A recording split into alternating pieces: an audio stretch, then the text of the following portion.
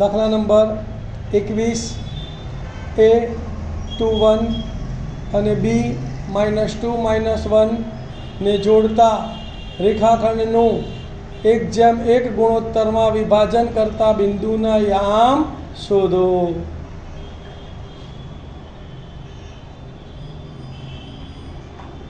ધ્યાન આપજો. 1:1 નો ગુણોત્તર આપ્યો એટલે મધ્ય બિંદુના યામની રીતે પણ આ દાખલો ગણી શકાય, પણ આપણે તેને વિભાજન સૂત્રનો ઉપયોગ કરીને દાખલો ગણવાનો છે.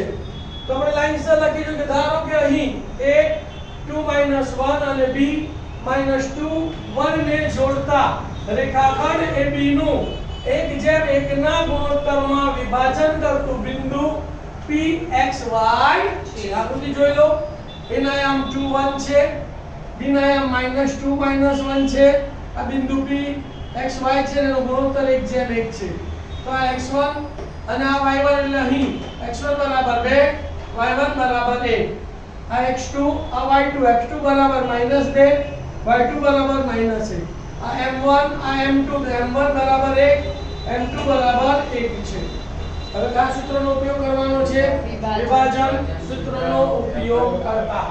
સૂત્ર મોઢે આવવું જોઈએ કે pxy બરાબર m1x2 m2x1 છેદમાં m1 m2 એનો x યામ છે, એનો y યામ m1y2 m2y1 છેદમાં m1 m2. કિંમતો મૂકીએ છીએ, ધ્યાન આપો ભાઈ. ચલો, m1 કેટલા છે? 1. x2 કેટલા છે? -2, તો 1 ગુણ્યા -2 વત્તા m2 કેટલા છે? 1 અને x1 કેટલા છે? 2. 1 ગુણ્યા 2 અને m1 વત્તા m2 ને 1 વત્તા 1. ચલો અહીંયા m1 કેટલા છે? 1. y2 કેટલા છે? -1, તો 1 ગુણ્યા -1 વત્તા m2 કેટલા છે? 1 અને y2 કેટલા છે? 1, તો 1 ગુણ્યા 1 છેદમાં m1 m2 એટલે 1 1.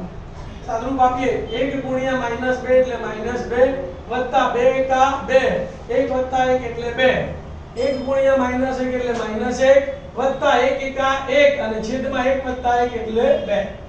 ઓછા 2 વત્તા 2 0, તો 0 છેદમાં 2 ઓછા 1 વત્તા 1 એટલે 0, 0 છેદમાં 2, 0 છેદમાં 2 એટલે 0, 0 છેદમાં 2 એટલે 0.